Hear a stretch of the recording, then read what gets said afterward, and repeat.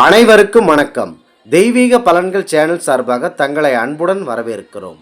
இன்று நம் காணொளியில் காண விரும்புவது ஆவணி மாத சதுர்த்தி விநாயகரை எப்படி வழிபட வேண்டும் என்பதை பற்றி இந்த காணொளியில் விரிவாக பார்க்கலாம்.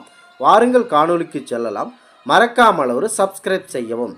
தமிழகத்தில் உள்ள பல மக்கள் பல கடவுள்களை வணங்குகிறார்கள். சிவபெருமானை வணங்குகிறார்கள், விஷ்ணு பெருமானையும் முருகப்பெருமானையும் வணங்குகிறார்கள், சக்தி போன்ற கடவுள்களையும் வணங்குகிறார்கள். அனைவரையும் தங்களுக்கு பிடித்த கடவுள்களை வணங்குகிறார்கள். இது ஒரு புறம் இருக்க, நாம் செய்யும் தொழில் மற்றும் எந்த தொழில் செய்தாலும் அதனை தொடங்குவதற்கு முன்பு விநாயக பெருமானை முதலில் நாம் முதற் கடவுளான இவரை நாம் வணங்க வேண்டும். கண் திருஷ்டிக்கு கண் திருஷ்டி விநாயகரை வழிபட வேண்டும். மேலும் லக்ஷ்மி கடாட்சத்திற்கு லக்ஷ்மி விநாயகரை நாம் வழிபட வேண்டும்.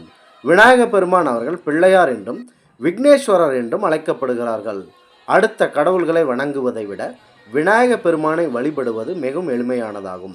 ஒரு தூய்மையான மஞ்சளை கடைகளில் வாங்கி அதனை குமிழாக பிடித்து வைத்தோ அல்லது மாட்டு சாணத்தை உருண்டையாக வைத்து அதற்கு அருகம்புல் சாத்தி நீங்கள் வழிபடலாம். கண்டிப்பாக எருக்கம்பூ மாலை இருக்க வேண்டும். மேலும் வியாபாரத்திலும் குடும்பத்தில் திருமணத்திற்காகவும் குழந்தை பேருக்காகவும் விநாயக பெருமானை நீங்கள் வழிபட வேண்டும் என்றால் இன்னும் சிறப்பாக நீங்கள் வழிபட வேண்டும். அவை என்னவென்றால், பிள்ளையார் அவர்களுக்கு பிடித்தமான புஷ்பங்கள், செம்பருத்தி மலர், அருகம்புல் மற்றும் வெள்ளெருக்கன் ஆகும். இவற்றில் எது உங்களுக்கு எளிமையாக கிடைக்கிறதோ என்று நீங்கள் அதனை ஒன்றை தேர்ந்தெடுத்து கொள்ளுங்கள். அதனை நீங்கள் மாலையாக தொடுத்து கொள்ள வேண்டும். மேலும் பிள்ளையார் அவர்களுக்கு பிடித்தமான நெய்வேத்திய பொருட்களாக இனிப்பு சம்பந்தப்பட்ட பலகாரங்கள், மோதகம், அவல், பொரி, தேங்காய், பழம், கடலை மற்றும் மோதகம், கொழுக்கட்டை போன்றவற்றை தயார் செய்து வைத்து கொள்ள வேண்டும்.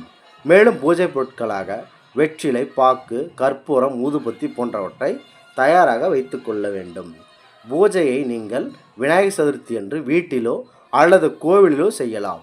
நீங்கள் இந்த ஆன்மீக தலங்களில் செய்யும் போது என்று அவற்றை நீங்கள் சுத்தமாக நீங்கள் செய்ய வேண்டும். கொழுக்கட்டை, மோதகம் போன்ற நிவேதன பொருட்களையும் அருகம்புல் மாலை இவற்றையும் அந்த கோவில் குருக்களிடமே செய்ய விட்டுவிடுங்கள். இது மிக சிறப்பாகும். மற்ற பூஜை பொருட்களை நாமே வாங்கி கொண்டு வந்து அந்த விநாயகர் பெருமானுக்கு கொடுக்கலாம். மேலும் பிள்ளையாருக்கு அகவல் மற்றும் தோத்திரம், விநாயக புகழ் பாடும் ஆகியவற்றை ஏதேனும் ஒன்றை நீங்கள் மனதார பாட வேண்டும். உங்கள் குடும்பத்தில் உள்ளவர்களும் பாடலாம்.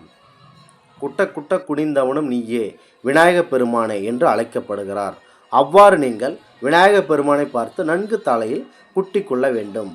அடுத்ததாக நீங்கள் ஏதேனும் தவறு செய்திருந்தால் அந்த தவறை மன்னித்து அருள விநாயகரை காதை பிடித்து கொண்டு விநாயகருக்கு தோப்பு கர்ணம் போட வேண்டும். 9 முறை இந்த தோப்பு கர்ணங்கள் போட வேண்டும். அந்த விநாயகப் பெருமானை மனதார வழிபட்டுவிட்டு ஆண்களாக இருந்தால் அப்படியே குப்புறப்படுத்தி நீங்கள் அந்த இறைவனை மனதார வழிபட வேண்டும். அதாவது 5 புலன்களையாவும் மண்ணில் படுமாறு நீங்கள் வழிபடலாம். பெண்களாக இருந்தால் இவ்வாறு நீங்கள் செய்ய வேண்டாம். கைகூப்பி வணங்கினாலே போதும். அதற்கடுத்து விநாயகப் பெருமானின் அந்த கோவில் சன்னதியை 3 முறை நீங்கள் சுற்றி வர வேண்டும். அதன் பிறகு நீங்கள் மீண்டும் விநாயகப் பெருமானை கற்பூர தீபாராதனை காமித்து வணங்கிவிட வேண்டும். தங்களை தலையில் சுற்றியும் குடும்பத்தில் உள்ள அனைவர் தலையும் சுற்றியும் தேங்காய் ஒன்றை நீங்கள் அதனை வைத்திருந்தால் உடைக்க வேண்டும். அதன் பிறகு நெய்வேத்தியங்களை அதில் ஒரு பகுதி அங்கு இருக்கும் அந்த விநாயக பக்தர்களுக்கு நீங்கள் கொடுக்க வேண்டும். முதல் நீங்கள் ஒரு பெண் குழந்தையாக பார்த்து கொடுத்து தான் மற்றவர்களுக்கு நீங்கள் அந்த நெய்வேத்தியத்தை படைக்க வேண்டும்.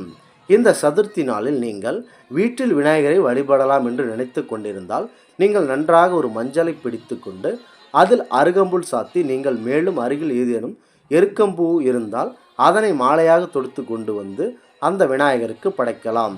அடுத்ததாக உங்கள் வீட்டில் ஏதேனும் கலச தொங்கல்கள் ஏதேனும் இருந்தால் அதனை கலசம் நிறைய நாளில், அதாவது நெல் நிரப்பி, அடுத்ததாக ஐமுகம் கொண்ட காமாட்சி அம்மன் குத்து விளக்குகள் ஏதேனும் இருந்தால் அவற்றை பெண்கள் ஏற்றி வழிபட வேண்டும். அடுத்ததாக மஞ்சள் பிள்ளையாராக உருண்டையாக பிடித்து அதற்கு அருகம்புல் சாத்தி அல்லது மஞ்சள் கிடைக்கவில்லை என்றால் மாட்டு சாணத்தில் நீங்கள் பிள்ளையாரை படுத்தி நீங்கள் இந்த பூஜையை செய்வது இன்னும் சிறப்பாகும். இந்த பூஜைக்கு பூக்கள் சாத்தி நீங்கள் வழிபட வேண்டும். மேலும் நெய்வேத்தியங்கள் நீங்கள் இந்த விநாயகருக்கு படைத்துவிட்டு பின்புதான் தீபாராதனை காட்டி நீங்கள் ஏதேனும் பெண் குழந்தைகள் அருகில் இருந்தால் அவர்களுக்கு முதல் நெய்வேத்தியத்தை கொடுத்துவிட்டு அதன் பிறகு வீட்டில் பூஜைக்கு வந்தவர்களுக்கு நீங்கள் இந்த பிரசாதங்களை வணங்கலாம். இவ்வாறு நீங்கள் இந்த விநாயகர் பூஜை வீட்டில் செய்யலாம். அதனை செய்துவிட்டு ஏதேனும் ஒரு தேங்காய் எடுத்து உங்கள் வீட்டில் அனைவரையும் தலையை சுற்றி அருகில் இருக்கும் விநாயகர் கோயிலுக்கு சென்று அதனை உடைக்கலாம். தேங்காய் நன்றாக உடைந்தால் உங்களுக்கு கஷ்டங்கள் அனைத்தும் நீங்கியதாக அர்த்தம். மேலும் மாறாக நீங்கள் அந்த தேங்காயானது உங்களுக்கு அழுகிய நிலையில் உடைந்தால் மிகப்பெரிய கஷ்டங்கள் ஏற்படும். அடுத்ததாக அந்த தேங்காயில் பூ ஏதேனும் தென்பட்டால் அது உங்களுக்கு அதிகமான பணவரவு மற்றும் மகாலட்சுமி கடாட்சம் கிடைக்கும் என்று அர்த்தம். விநாயகர் சதுர்த்தி நாளில் விநாயகரை நீங்கள் வைக்க முடியாதவர்கள் இந்த சதுர்த்தி பூஜையை செய்து வாழ்வில் சிறப்படையுங்கள். இந்த ஆன்மீக தகவலை உங்களுக்கு பகிர்ந்தமைக்கு தெய்வீக பலன்கள் சேனல் சார்பாக நாங்கள் மிகுந்த பெருமை கொள்கிறோம். மீண்டும் ஒரு நல்லதொரு காணொளியில் உங்களை சந்திக்கிறோம். நன்றி, வணக்கம்.